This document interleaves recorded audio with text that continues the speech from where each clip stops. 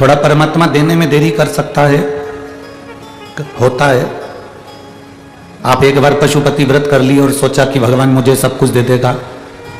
आपने दूसरा पशुपति व्रत करा, विचार करा कि मुझे भगवान देगा। हो सकता है कि किसी को एक व्रत में भी दे दे और किसी को 2 व्रत में भी दे दे और किसी को 3 व्रत में भी दे दे और किसी को 4 व्रत तक भी ना दे।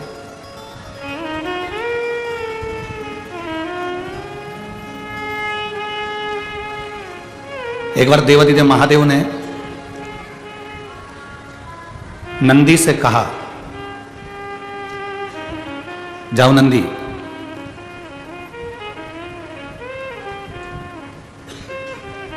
आज मैं काशी में आकर काशी वालों को खूब फल बांटने वाला हूं।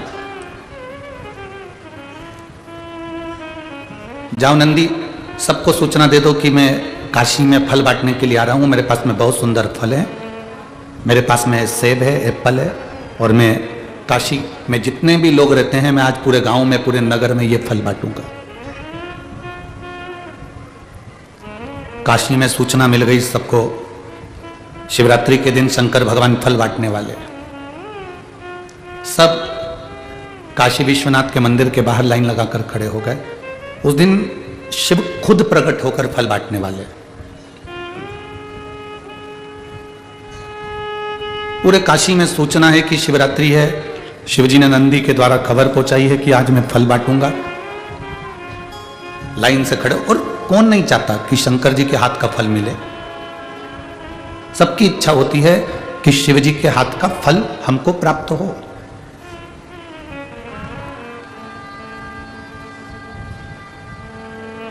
हर व्यक्ति के दिल की इच्छा होती है कि शंकर भगवान के हाथ का कुछ फल हमको मिल जाए। एक बात आप लोगों से कहना चाहेंगे, इस पवित्र पंढरपुर की धरा से, जितने लोग आस्था चैनल पर सुन रहे हैं, जितने फेसबुक यूट्यूब पर सुन रहे हैं, और जितने इस पवित्र पंढरपुर की भूमि पर चंद्रभागा के तट पर लाखों की संख्या में जितने भक्त सुन रहे हैं, आप लोगों से एक निवेदन करना चाहेंगे। आपका भी मन करता है कि हमें गुरु जी के हाथ से कुछ मिल जाए, या मंदिर से कुछ मिल जाए, या भगवान के हाथ से कुछ मिल जाए, या किसी के हाथ से कुछ मिल जाए। आपका भी दिल करता है, आपका भी मन करता है। परशु महापुराण की कथा यहां तक कहती है कि मात्र गुरु का दर्शन हो, मात्र शंकर भगवान के शिखर का दर्शन हो, या पवित्र नदी के जल की रज का भी स्पर्श हो जाए, तो ये समझ लो कि गुरु और शिव की कृपा से ही आपको प्राप्त होती है।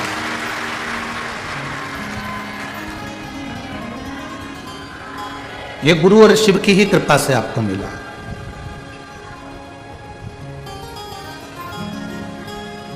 पूरे काशी में सूचना मिल गई कि आज भगवान शंकर फल देंगे अपने हाथों से। लाइन लगी, ढेर भीड़, बहुत भीड़ हो रही है। एक लड़की छोटी सी, 6 वर्ष की उसकी उम्र है, 6 वर्ष की उसकी उम्र, और वो भी फल लेने के लिए लाइन में खड़ी हो गई। लाइन में चलते चलते चलते चलते चलते सबको फल मिल रहा था, तो शंकर जी ने उसको भी दिया। लड़की ने फल लिया। जैसे ही लड़की फल लेकर बाहर गई, उसके सामने एक बड़ा सारा गटर थी, खड्डा था। हाथ में जो फल था वो गिर गया, गटर गया। बेटी उदास हो गई, मेरा फल गटर में चले गया, गंदगी में चला गया, अब क्या करूं। उसने कहा दूसरा ले लेती हूं। दूसरा फल लेने के लिए लाइन में लगी, तो लाइन जो दूसरी वाली थी वो इतनी लंबी इतनी लंबी इतनी लंबी कि उसको घंटों तक खड़ा रहना पड़ा। फिर भी लगी रही, चलते चलते चलते चलते। थोड़ी देर बाद उसने देखा कि शंकर जी के जो फल की डलिया है वो तो कम होती जा रही है, मैं जाऊंगी जब तक तो सब खत्म हो जाएगा। उसको ये नहीं मालूम कि शंकर जी के फल की डलिया कभी खत्म होती नहीं है। पर वो तो बच्ची है ना, वो तो बालिका है, वो तो बच्ची का भाव है, बच्चों का भाव है कि फल खत्म होने वाला है, फल खत्म हो जाएगा तो मैं क्या करूंगा। बहुत लाइन में लगी, भगवान लाइन में लगती लगती लगती लगती आखिर में वो शंकर जी के पास पहुंच गए। शिव जी ने उसको फल दिया। फल देखकर शंकर भगवान ने उसके सिर पर हाथ रखकर कहा, बेटा तुम्हारा फल गंदगी में चले गया था, गटर में चले गया था, तुम बड़ी दुखी हुई थी। हाँ, आपको कैसे मालूम? भगवान बोले, अच्छा हुआ वो फल गिर गया, क्योंकि वो फल पूरा सड़ा हुआ था। सड़ा हुआ फल था, अच्छा हुआ वो गिर गया। बेटा तुमने अब फल लिया, पर बहुत लंबा समय हो गया, लाइन में लगे लगे लगे लगे, इतना घंटा, इतना समय, बड़ी मुश्किल से मुझे लग रहा था खत्म हो जाएगा, पर इतना समय बाद मुझे फल की प्राप्ति हुई।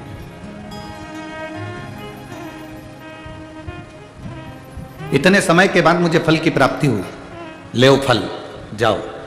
शंकर जी ने कहा, अब तुम्हें वो सड़ा हुआ फल तो तुम्हारा चले गया, तुम्हें लग रहा था कि फल की डलिया भी खाली हो रही है, फल की डलिया भी खाली हो गई थी, पर तुम्हारा जब नंबर आया तब पेड़ से तोड़े हुए ताजे फल तुम्हें प्राप्त हो रहे हैं। पेड़ से तोड़े हुए ताजे फल तुम्हें प्राप्त हो रहे हैं।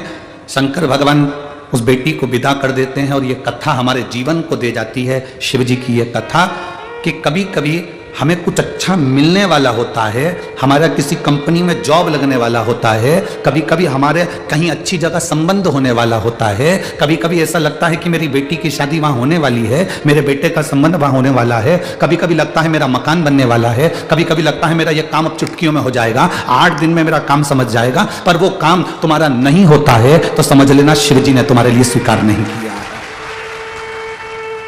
वो शंकर जी ने तुम्हारे लिए स्वीकार नहीं किया। अब तुम फिर मेहनत करो। अब मेहनत करोगे तो थोड़ा लंबा समय लग सकता है, एक पशुपति व्रत करोगे, 2 करोगे, 3 करोगे, 4 करोगे, थोड़ा समय लग सकता है।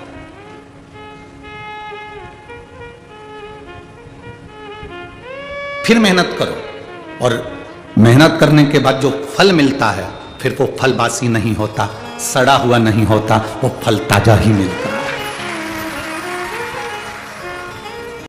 जनाबाई की माता शंकर भगवान को जल चढ़ाए बिना रहती नहीं थी, और जनाबाई के पिता दमाजी भगवान हरि विट्ठल का नाम लिए बिना रहते नहीं थे। जरा विचार करिएगा, आप जरा अपनी बुद्धि में इस कथा को उतारिएगा। जरूरी नहीं है कि तुम्हारे घर के सभी सदस्य शंकर जी को जल चढ़ाएंगे, जरूरी नहीं कि तुम्हारे घर के सभी लोग भगवान शिव को मानेंगे, और जरूरी नहीं कि पूरे घर के लोग राम जी को मानेंगे, विट्ठल को मानेंगे, कृष्ण को मानेंगे, या दुर्गा जी को मानेंगे, या देवता जी को मानेंगे। उसकी जहां रुचि होगी वो उसको मानेगा, उसका जहां भाव होगा वो उसको भजेगा। जैसे पार्वती मैया तप करती थी, और उनके तप बल की परीक्षा लेने के लिए भगवान शंकर आ जाते थे, पर परीक्षा लेने के साथ में उनका कल्याण भी करते थे, उनको दर्शन भी देते थे।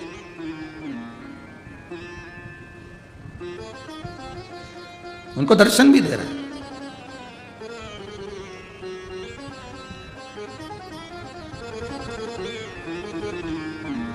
जब भीतर से भाव प्रकट होता है तो परमात्मा स्वयं आकर व्यवस्था करता है। स्वयं जब भीतर से भाव प्रकट होता है तो परमात्मा स्वयं आकर व्यवस्था करता है, स्वयं।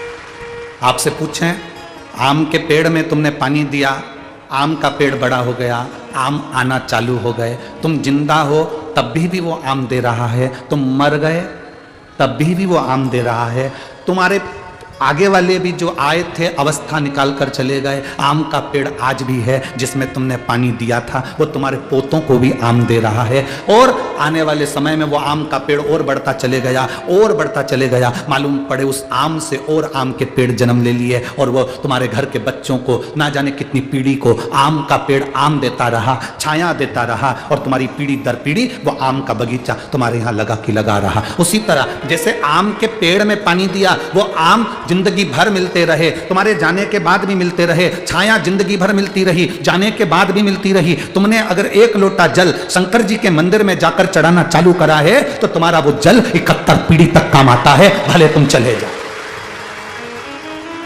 भले तुम चले गए, तुम्हारा जल 71 पीढ़ी तक काम आता है। वो जल कब काम आया? पंडरीनाथ की कथा कर रही है, जनाबाई की कथा कर रही है। जनाबाई की माता 1 लोटा जल समर्पित करती थी, पिता श्री हरि विट्ठल हरि विट्ठल हरि विट्ठल का स्मरण करते थे, दोनों भगवत भजन में डूबे रहते थे। ये शिव तत्व में, वो नारायण तत्व में, दोनों डूबे हुए हैं। बेटी का जन्म हुआ, थोड़ा सा समय निकला जनाबाई के जन्म का, थोड़ा सा समय, और करुण की तबीयत, मां की तबीयत खराब हो गई, स्वास्थ्य गड़बड़ हो गया, स्वास्थ्य गड़बड़।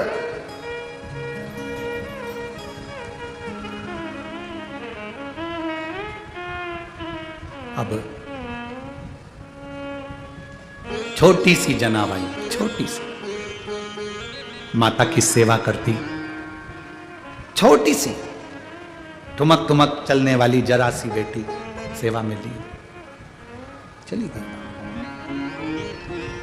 आज जनाबाई की माता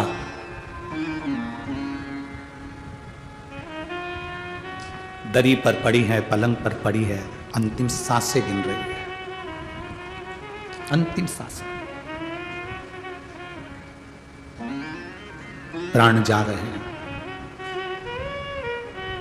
मां जनाबाई की माता ने जनाबाई का हाथ पकड़ा, बेटी को गले से लगाकर आंखें खोलकर महादेव का स्मरण कर कर कहा, अब मेरी बेटी का हाथ तुझे पकड़ा कर जा रही हूं और मेरी बेटी भटकना नहीं चाहिए।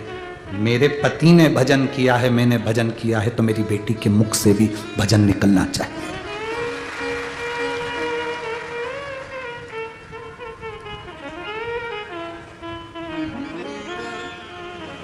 बेटी त्याग की मूरत होती है।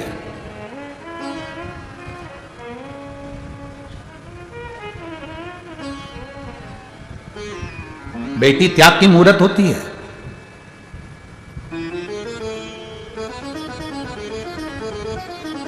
अपने भाई को रखने के लिए बेटियां अपने प्राणों को भी त्याग देती है। उसमें से एक है माता यशोदा जी की बेटी एकांगना।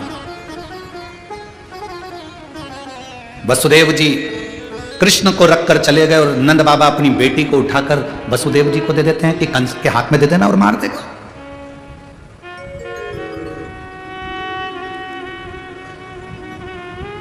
बेटी त्याग की मूरत होती है।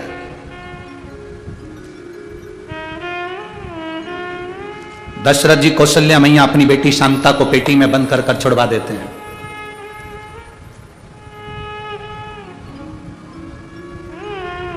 आज जनाबाई का हाथ पकड़कर शिव जी को दे दिया है, भजन तुम्हें कराना है, भक्ति तुम्हें कराना। शिव क्या करते हैं? मां प्राण छोड़ दी, जनाबाई के पिताजी ने विचार करा कि मेरी बेटी छोटी सी है, अब इसका पालन पोषण कौन करेगा, कैसे संभलेगी। पर हमने अगर एक लोटा जल देवादिदेव महादेव को समर्पित करा है, हमने भगवान शंकर को यदि एक लोटा जल चढ़ाया है, वो जल हमारा राह बता देता है, हमारा मार्ग प्रशस्त कर देता है, हमें सतमार्ग की ओर लेकर चले जाता है। जनाबाई के पिताजी जब बेटी को देखा, एकांत में जनाबाई बैठी बैठी आंख से नीर बहाती रहती थी, मां का स्मरण करती रहती थी। दुनिया में सबसे बड़ी दौलत है, आपके घर में अगर माता पिता बैठकर आपकी जिंदगी का सुख देख रहे हैं तो वो दुनिया की सबसे बड़ी दौलत है। दुनिया की सबसे बड़ी दौलत है, सबसे बड़ी दौलत। बेटे की तरक्की को, बहू की तरक्की को, पोता पोती की तरक्की को, नाती पंती की तरक्की को जब घर के बुजुर्ग बैठकर देखें तो समझना कि आपके जीवन की सबसे बड़ी खुशहाली है। हम पाटिल जी को धन्यवाद देंगे, हम संजय भाऊ जी को धन्यवाद देंगे, यहाँ जजमान परिवार जितने बने हैं सबको धन्यवाद देंगे। पाटिल जी आपको इसलिए धन्यवाद देंगे क्योंकि आप जो पुण्य कार्य कर रहे हो, शिव महापुराण कथा के यजमान बने हो या पुण्य कार्य में अग्रण्य हुए हो, तो कम से कम आपकी माँ आपके साथ बैठकर इस पुण्य कार्य की आंखों देखकर अपने हृदय को संतुष्टि उत्पन्न कर रहे हो। एक आनंद की अनुभूति अपने माता पिता के रहते जब हम पुण्य करते चले तो वो एक आनंद का अनुभव कराते। जनाबाई छोटी सी लहंगा पहनी है, छोटी सी चोली है, सुंदर। आज जनाबाई की एक चोटी है, काजल की बिंदी लगी है, नैनों में सुरमा लगा है, बड़े बड़े नेत्र जनाबाई के हो गए। रो रो कर पिता दमाजी ने आकर आज बेटी को गोदी में लेकर उसको सुंदर थोड़ा सा भोजन तैयार कर कर उसको खिलाना चाहा।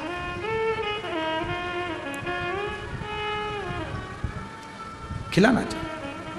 लोग कहते हैं बेटी विदा होती है तो मां सबसे ज्यादा रोती है, शिव पुराण कहती है कि बेटी विदा होती है तो सबसे ज्यादा बाप रोता है, पिता।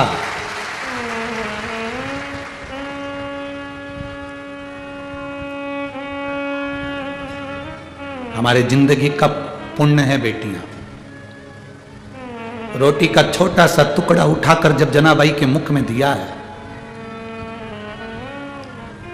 जनाबाई ने वही हाथ का रोटी का टुकड़ा अपने बाबुल के, अपने पिता के, दमाजी के मुख में दिया। पिता कहते हैं लाडो जना ले, तू खा ले। जना कहती है बाबुल मां गई ना, पिता भाऊ जिस दिन से आई गई ना, मां जिस दिन से गई है ना, उस दिन से तूने भोजन भी नहीं करा है। बेटी सबकी आंख में आंसू देख सकती है, पर बेटी एक अपने पुत्र और अपने पिता की आंख में कभी आंसू नहीं देख सकती। पिता और पुत्र की निगाह में बेटी आंसू नहीं देख सकती। और जो बेटियां अपने पिता की आंख में आंसू दे वो बेटी नहीं हो सकती। जो पिता को रोता हुआ छोड़कर किसी दूसरे धर्म के व्यक्ति के साथ चली जाए वो बेटी नहीं हो सकती। वो बेटी नहीं। बाबुल भाऊ ले भाऊ, मुख में छोटा सा रोटी का निवाला छोटी सी जनाबाई ने जब दिया, बाप की आंख से आंसू बह रहे थे और जनाबाई को गले से लगा लिया। अब सोचा छोटी सी बेटी है, इसकी परवरिश मां नहीं कौन करेगा, कौन संभाले। चले गए नामदेव जी के यहाँ, दाइमा शेट्टी जी के यहाँ पर, उनसे कहा ये मेरी बेटी है, इसके माँ चली गई है, संभालने वाला कोई नहीं है, गुरानी जी संभाल लेंगी, नामदेव जी की माँ और पिता आप दोनों मिलकर संभाल लोगे, ये मेरा विश्वास करता है। शिव क्या करते हैं? लोग कहते हैं माँ चली गई तो अनाथ हो गए, पिता चले गए तो अनाथ हो गए। शिव महापुराण की कथा कहती है जिसने शंकर को अपना पिता और माता पार्वती को अपनी मां मान लिया वो दुनिया में कभी अनाथ नहीं हो सकता।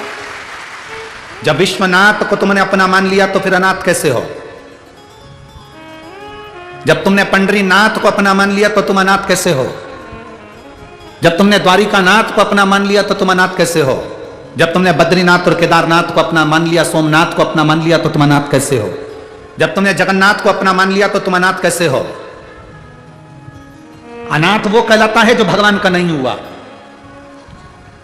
अनाथ वो कहलाता है जो परमात्मा का कभी नहीं हुआ। जो भगवान का हो गया वो कभी अनाथ नहीं कहलाता। वो उसके सिर पर उसके माता पिता शिव और पार्वती का हाथ है, उसके सिर पर परमात्मा का हाथ है।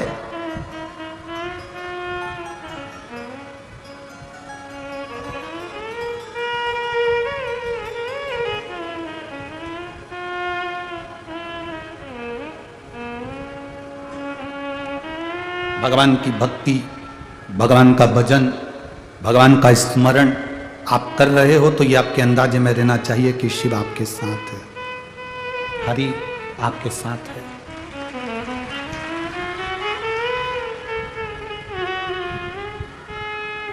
जितने यहां बैठे हो और जितने आस्था चैनल पर कथा सुन रहे हो, जितने फेसबुक यूट्यूब पर कथा सुन रहे हो, आपका पुराना कोई संबंध पूर्व जन्म का, ना जाने कितने जन्म पहले का कोई संबंध आपका और हमारा पुराना कभी तो रहा होगा। इसलिए आज आप और हम रोज कथा के माध्यम से मिलते हैं। ये पुराना संबंध है। लोग पड़ोस में रहते हैं और एक दूसरे का मुंह नहीं देखते क्योंकि उनके संबंध पुराने नहीं रहे। कभी कभी पति पत्नी साथ में रह रहे हैं और इतना झगड़ा करते हैं कि एक दूसरे का मुंह नहीं देखते, मतलब इनका पुराना संबंध नहीं है। जिसका पुराना संबंध चला हुआ आ रहा है प्रेम का, वो एक दूसरे के सामने देखकर प्रसन्न हो जाते हैं, खुश हो जाते हैं। पुराना संबंध, ये संबंध मूल संबंध है,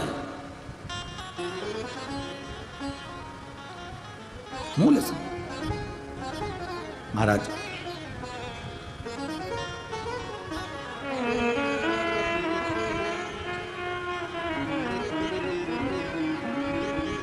नेत्र जल, आंख में आंसू, जनाबाई को लेकर दमाजी दामा शेट्टी जी के यहाँ पर पहुँचते हैं, नामदेव जी के यहाँ पहुँचते हैं। बेटी को कहते हैं, लाडो अब तुम्हारे माता पिता ये हैं, ये समझकर तुम यहाँ रहो और तुम्हारी ये परवरिश नामदेव जी की माता गौराणी जी कर लेंगे।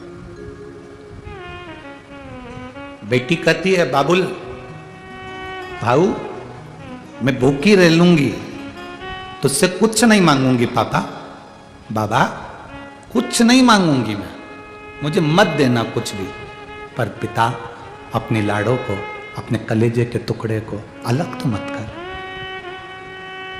मत देना मुझे कुछ भी। पर जनाबाई के पिताजी ने विचार करा कि अगर बेटी अकेली रहेगी, मैं काम पर चले जाऊंगा, कोई घर में घुस गया, मेरी बेटी छोटी सी भोली सी, इसके साथ कोई गलत कृत्य ना हो, मेरी बेटी कहीं भटक ना जाए, ऐसे घर में दे दूं जहां संस्कार इसको मिलते रहें और मेरी बेटी हरि विठ्ठल का भजन करती रहे, भगवान का भजन करती रहे।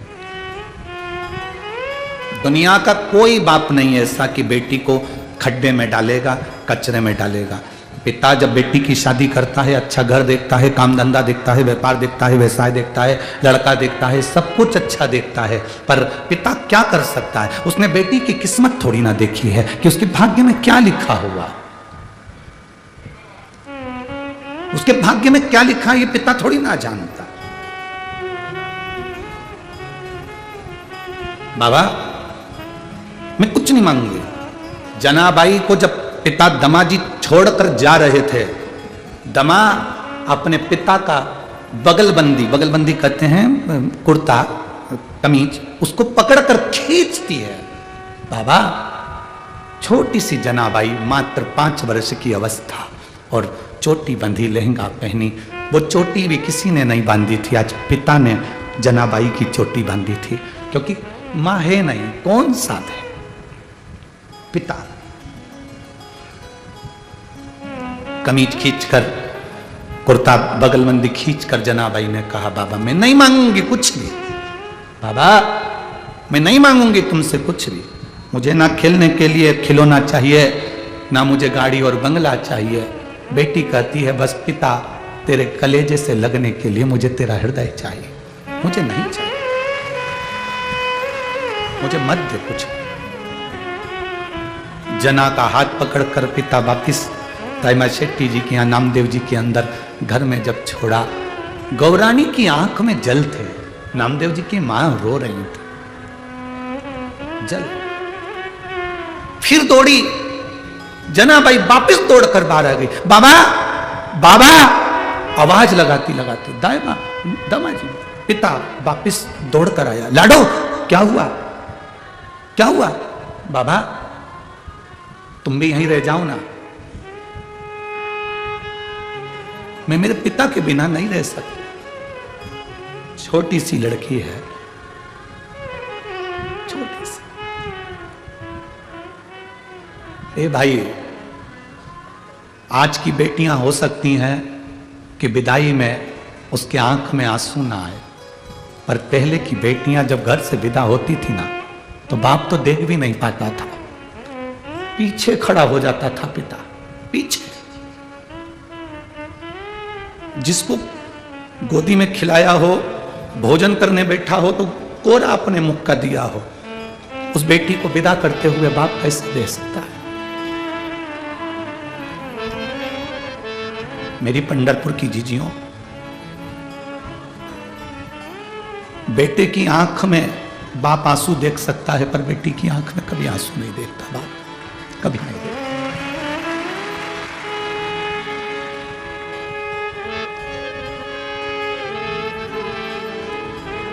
जना रोती हुई पिता के गले लग, बाबा आप क्यों नहीं रुक जाते? जना, नहीं मुझे जाना है।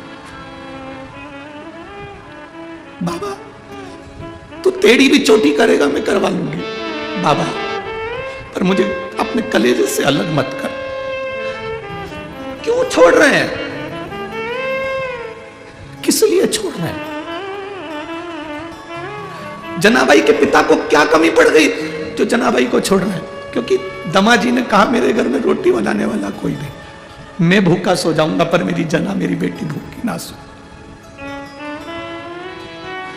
मुझे दुनिया का सुख मत दे, नहीं चाहिए।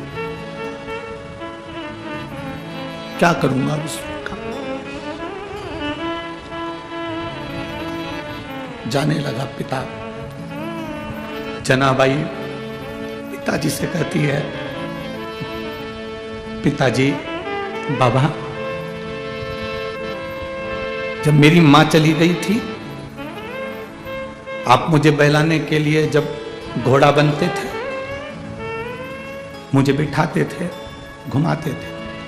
बाबा, एक बार वापिस मेरे लिए तुम घोड़ा बन।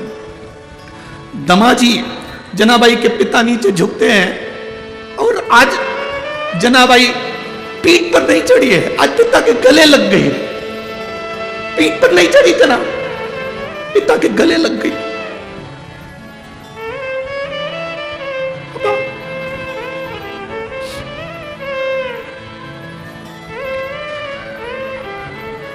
दमा, विठ्ठल विठ्ठल विठ्ठल, हे विठ्ठल, मुख से शब्द निकल रहा। लोग कहते हैं जनाबाई को मंत्र क्या मिला? अरे बाप से अच्छा कोई मंत्र अपनी बेटी को कोई दे ही नहीं सकता, वो पिता ने दिया है। जनाबाई के पिता दे रहे हैं, कौन देगा? वो पिता दे सकता। कितनी ईर्ष्या होती है लोगों को। हरि विठ्ठल जनाबाई की चक्की चलाने आ गए, हरि विठ्ठल जनाबाई के कपड़े धोने के लिए, हरि विठ्ठल जनाबाई झाड़ू लगाए कचरा बटोरने आ गए, जनाबाई रोटी बनाए तो सब्जी बनाने के लिए आ गए। इतनी ईर्ष्या होती है दुनिया के लोगों को कि इतना जनाबाई का नाम कैसे हो गया। अरे दिल पर घाव ना खाए होते तो मेरे शंकर तेरे दर पर आए ना होते। तो आया ही है, द्वार पर आया है।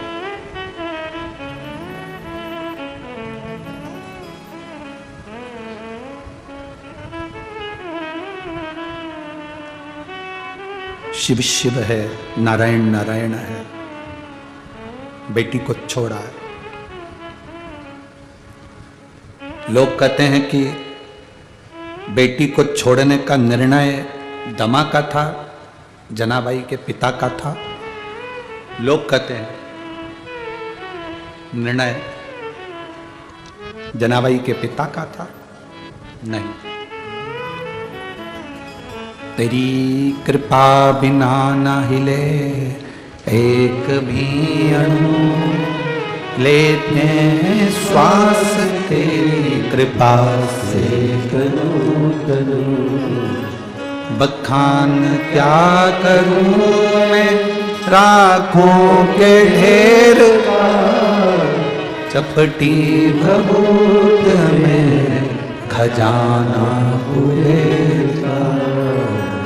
हे गंगधार मुक्ति द्वार ओंकार तू, भोले ओंकार तू, आयो शरण शंभो तार तार तू।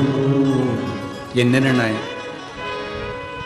जनाबाई के पिता का नहीं था। यह निर्णय शिव ने दमाजी को मार्गदर्शन दिया है कि अगर बेटी का भविष्य बनाना है तो किसी संस्कारित घर में, जहां विठ्ठल विठ्ठल का गुणगान 24 घंटे होता हो, भजन होता हो, ऐसे घर में बेटी को ध्यान देना। पूरे विश्व की बेटियों के लिए कहना चाहूंगा और पूरे श्रोताओं से कहना चाहूंगा, बड़ा पेट्रोल पंप मत देखो, बड़ा बंगला मत देखो, बहुत बड़ी गाड़ी मत देखो। बेटी को ब्याह करने से पहले ये देखो कि लड़का धार्मिक है कि नहीं है, अपनी बेटी का सम्मान करेगा कि नहीं करेगा।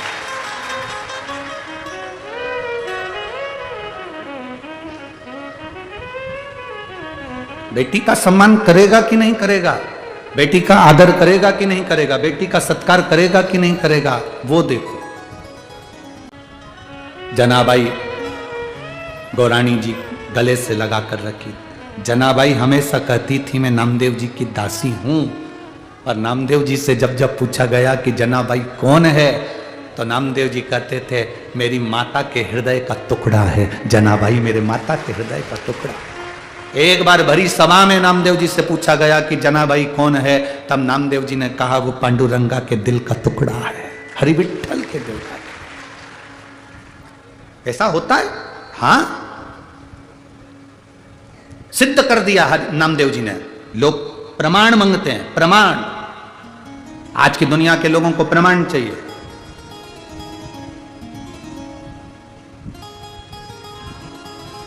कल किसी ने कहा गुरुजी हमने तो अभी तक पंढरपुर में सुना था कि पांडुरंगा पौंडलिक भगवान हरि विठ्ठल को लेकर आए, तब जाकर इसका हमने चरित्र सुना, और आप तो इतनी पुरानी पुरानी कथा कर रहे हो चंद्रभागा नदी की, इसका प्रमाण कहीं है? आज की दुनिया को प्रमाण देना पड़ता है। हम उनसे कहेंगे रुद्र संहिता, गीता प्रेस गोरखपुर की शिव महापुराण लिया और रुद्र संहिता का 147वें नंबर का प्रश्न निकालो और उस 147 से लेकर 148 नंबर के पेज तक पढ़ते जाओ, तो मैं चंद्रभागा का पूरा चरित्र और हरि विठ्ठल की इस पवित्र भूमि का पूरा चरित्र मिल जाएगा। पढ़ते जाओ।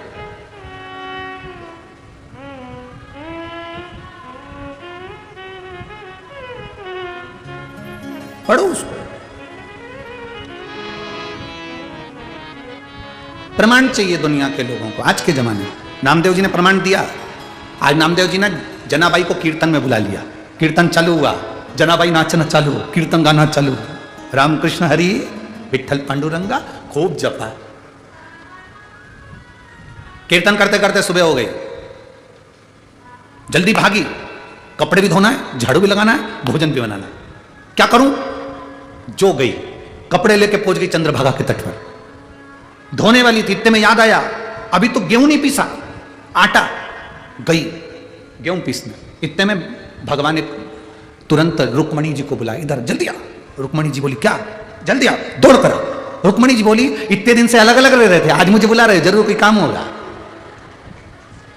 जब पति बहुत मीठे स्वर में बोले, चंद्रमुखी, पति बहुत मीठे स्वर में बोले, तो समझ लो आज घर में मेहमान आने वाले हैं और खाना बनाने के चक्कर में इतनी मिठास खोली जा रही है, बहुत मीठे। पति मीठे स्वर में बोले तो समझ जाओ, और पत्नी भी जब बहुत मीठे स्वर में बोले ए जी, तो तुरंत खसक लो जी, नहीं तो 500 गया जी। इतनी मिठास जब बोली जाए तो समझ लो कुछ है।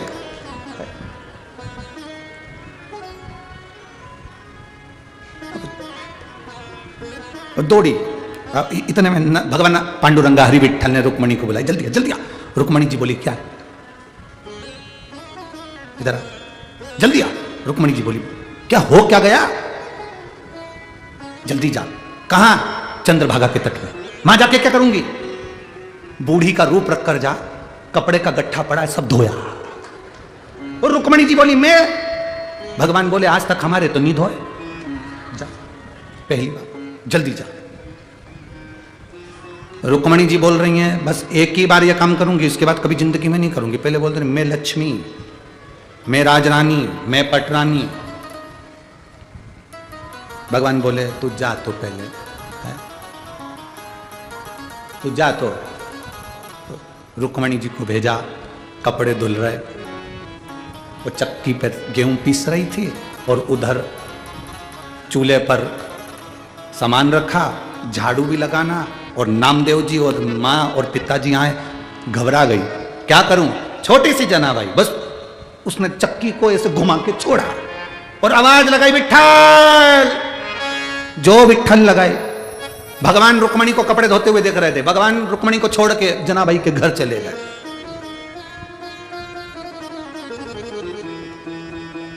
चक्की पीस, रुक्मणी जी बोली गए कहां ये? रुक्मणी जी ने कपड़े का ढेर लिया, बूढ़ी का रूप रखकर जनाबाई के घर आ गई। तो क्या देख रही?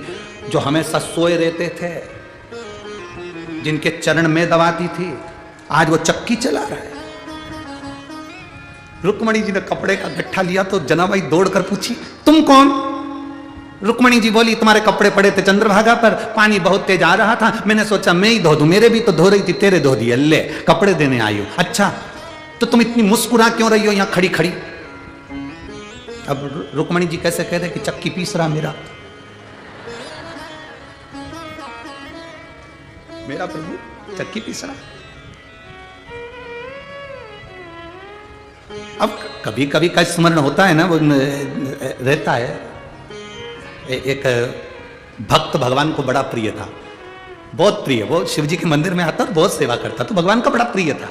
एक दिन भगवान उससे बड़े प्रसन्न हो गए और प्रसन्न होकर भगवान ने कह दिया कि एक काम करो, तुम मंत्र का जाप करो, ओम नमः शिवाय। ठीक है, इसके सिवाय तुम्हें कुछ नहीं करना है। तुम बोलते रहोगे, मैं खुश होता रहूंगा, और मैं 15 दिन बाद आके सुनूंगा तूने मंत्र का जाप किया कि नहीं किया। वो बेचारा गाय चराता था, गाय चराने में लगा रहता था। गाय भैंस उसके यहाँ बहुत थी, वो भैंस गाय चराए। अब एक दिन भैंस चराते चराते चराते चराते मंत्र बोलता रहा, ओम नमः शिवाय, ओम नमः शिवाय, ओम नमः शिवाय। एक दिन उसकी भैंस चली गई आगे, ढूंढता रिया। अब भैंस गई तो मंत्र भूल गया। इतने में कोई आके बोला, ओए वो तेरी भैंस जाए। वो दौड़ कर गया, भैंस पकड़ी, भैंस तो पकड़ी, इसने इसी के चरण पकड़ ली। भैया मैं कोई मंत्र बोल रहा था, तुझे याद है क्या? हाँ, तू कुछ चिल्ला तो रहा था, ओम भैंस जाए। उसने कहा यही मंत्र था। उसने जपना प्रारंभ करा, ओम भैंस जाए। शंकर भगवान ने पार्वती जी से कहा, पार्वती तूने मेरे कितने नाम सुने? पार्वती जी बोली, तुम्हारे तो हजारों नाम है प्रभु, आज मेरा नया नामकरण संस्कार हुआ है। जब वो नीचे वो है ना, उससे पूछ किया कि वो किसका नाम ले रहा है। पार्वती जी एक ब्राह्मण पत्नी का रूप रख के उसके सामने जाके पल्लू वल्लू लेके खड़ी हो गई। पार्वती जी ने पूछा, क्यों रे भैया किसका नाम ले रहा है? अब उसको लगा कि बड़ी मुश्किल से तो नाम छूटा था, भूल गए थे, याद आया, वो भी बेचारे दूसरे ने याद दिलाई है, तो अपनी पहचान वाली भी नहीं लगती कि अपना नाम याद दिलाएगी। इससे बात मत करो, अपन तो चिल्ला चिल्ला के जाप करो, ओम भैंस जाए, ओम भैंस जाए। पार्वती जी ने उसको हिला के पूछा किसका नाम ले रहा है? उसने उधर मुंह कर लिया, इधर खड़ी थी पार्वती। पार्वती जी उधर चली गई, हाथ जोड़ के बोली, बता तो दे किसका नाम ले रहा है? वो उसने इधर मुंह कर लिया, पार्वती जी उधर आ गई। अरे एक बार मुंह से बोल तो सही, किसका नाम ले रहा है? ओम भैंस जाए। पार्वती जी को बोल के इधर मुंह कर लिया, पार्वती जी फिर उधर चली गई। अब तो इसको गुस्सा आ गया भयंकर। पार्वती जी ने जैसे पूछा किसका नाम ले रहा है, उसने कहा तेरे खसम का ले रहा है, जा। पार्वती जी वापिस आ गई। शंकर जी ने पूछा, पूछिए हाँ किसका ले रहा? मेरे खसम का। तुम ही हो, तुम्हारे सिवा किसी का ले ही नहीं सकता। शिव जी प्रसन्न सामने प्रकट हो गए।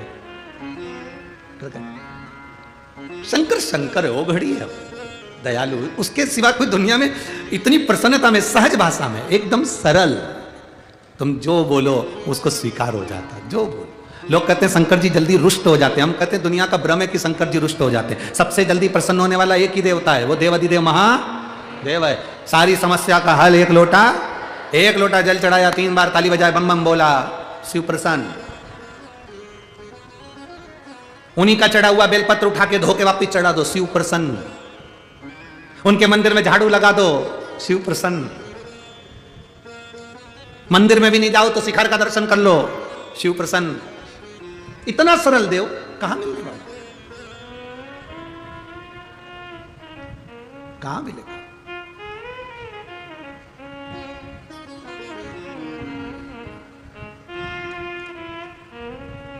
दिखा, रुक्मणी जी हंस रही हैं। पूछा जनाबाई ने, क्यों हंस रही हो? अब भगवान का क्या बताए कि वो चक्की पे गेहूं पीस रहा है, अनाज पीस।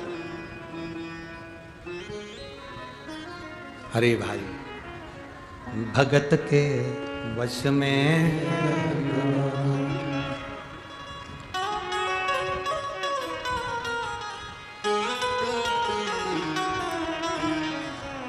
प्रभु के बस में, भगवान स्वयं भक्त के बस। वो कहे ना जनाबाई के मुख से विठ्ठल कि माए मेली बाप मेला, आता संभाल विठ्ठला।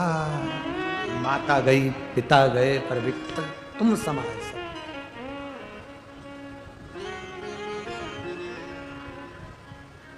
इसलिए तुमसे कहते हैं, तुमचा मुलगा मुलगी एक गडला पाणी शिवपिंडीचा घेऊ।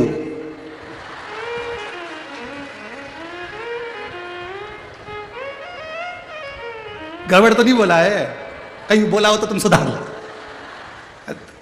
थोड़ा सा प्रयास करा कि कुछ मराठी हमारी भी, हम मानते हैं हमको नहीं आती, पर हमें मालूम है माता पिता को बच्चे की तोतरी भाषा अच्छी लगती है, तो तुम्हें भी थोड़ी बहुत तोतरी तो ठीक लगेगी। हो अपने बच्चों को एक लोटा जल चढ़ाने के लिए शिव जी को दो कि अपने बच्चे जाके जल चढ़ा शिवपिंडी में।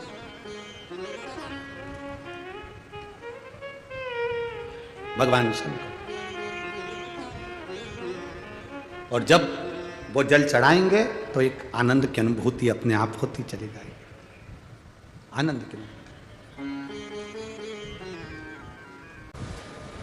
जब स्वयं हरि विठ्ठल पांडुरंगा जनाबाई के लिए आ सकते हैं, एक लोटा जल उनकी माता ने जो समर्पित करा, वो जल जो चढ़ाया गया, वो जल ने हरि विठ्ठल से मिला दिया। वृंदावन में जो कथा हुई थी कौसी कला में, आप लोगों ने सुनी थी टीवी पे, ब्रज की रज में जो कथा हुई थी, उसमें हमने कहा था शिव जी का काम है हरि विठ्ठल से मिलाना, राम और कृष्ण से मिलाना, और राम कृष्ण और हरि विठ्ठल का काम है शंकर जी से मिलाना। ये दोनों एक दूसरे से मिलाने का कार्य है।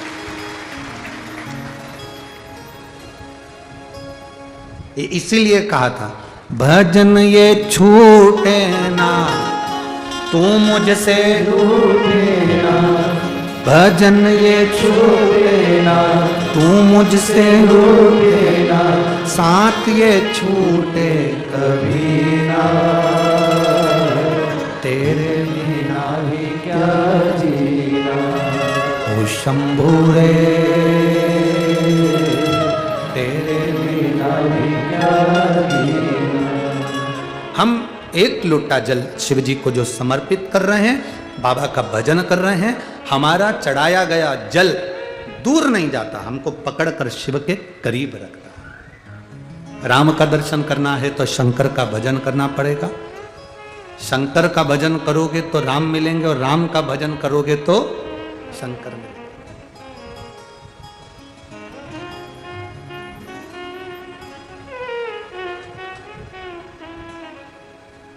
वो कहते हैं ना, जैसे वो क्या बोलते हैं, राधे राधे जपो चले, जम के बोलो राधे राधे जपो चले आएंगे बिहारी, उसी तरह राम कृष्ण जपो चले आएंगे त्रिपुरारी।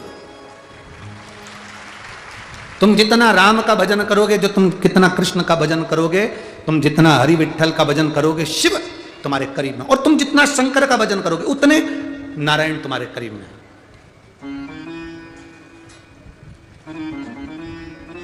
उतने नारायण तुम्हारे करीब में पहुंच जाएंगे। अच्छा, अभी कल कथा में कहा था कि सती मैया कथा सुनने के लिए गई, और सती माता जब कथा सुनने के लिए गई तो वो कथा सुनकर आ रही थी, शिवजी भी उनके साथ में थे, भगवान शंकर उनके साथ में थे, और भगवान की कथा सुनकर आ रहे थे, और मन में जो अभिलाषा थी, भोलेनाथ जी के हृदय में जो अभिलाषा थी, वो अभिलाषा राम जी के दर्शन की थी, तो शंकर जी को राम जी का दर्शन हो गया।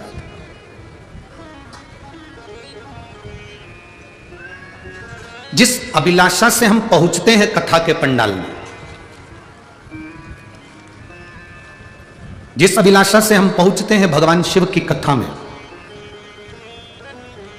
भगवान शिव उस अभिलाषा को पूरी जरूर करते हैं, छोड़ते नहीं है, अपने भक्त को ऐसे ही नहीं छोड़ देते, वो अभिलाषा पूरी करते ही। खाली ना जाता कोई दर से तुम्हारे, खाली न जाता कोई दर से तुम्हारे, मैं भी खड़ा हूँ नदी बाहे पसारे, अपने हृदय से लगा लो गिरा जा रहा हो, उठा लो भोले अपने दर से अब तो न टालो, गिरी जा रही उठा लो, आपका विश्वास, आपका भरोसा, आपकी दृढ़ता परमात्मा के करीब में लेकर जाती है, परमात्मा के नजदीक। जितना विश्वास करोगे, ये बच्चे जरूर कह देते हैं हम शिव को नहीं मानते, बच्चे जरूर कह देते हैं एक लोटा जल चलाने से क्या होगा। शिव महापुराण के महत्तम में लिखा है देवराज की कथा। देवराज नाम का ब्राह्मण चोरी करता था, कभी मंदिर नहीं गया, कभी देवालय नहीं गया, कभी शिवालय नहीं गया। देवराज नाम का ब्राह्मण चोरी का धन लेकर शरीर में बुखार आया, ताप पड़ा, शंकर जी के मंदिर में ठंड लग रही थी तो छुपने के लिए गया।